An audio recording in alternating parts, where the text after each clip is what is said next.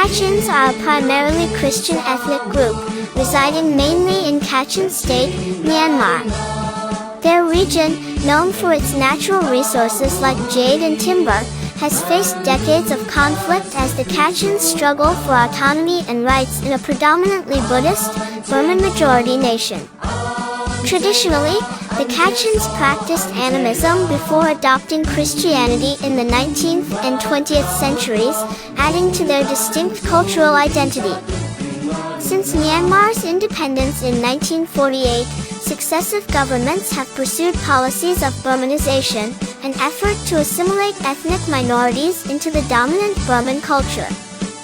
For the Kachins, this has meant a systematic erosion of their language, traditions, and religious freedom. Though the government has changed, from military juntas to civilian rule, the policies and attitudes toward the Kachins remain largely the same. They are treated as second-class citizens, facing ongoing repression. Both the military junta and civilian governments have targeted the Kachin people.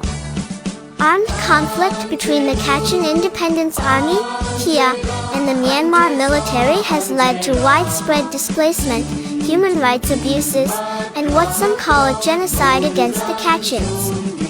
Civilians are caught in the crossfire, enduring forced labor, village burnings, and systematic violence.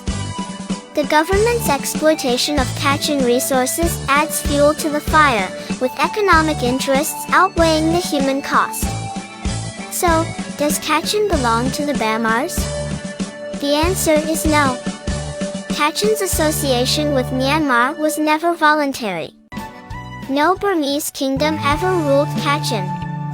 The Burmese kingdoms were historically limited to central Burma, and the Kachins retained their independence for centuries. It was due to British colonialism that Kachin was divided between India, China, and Myanmar.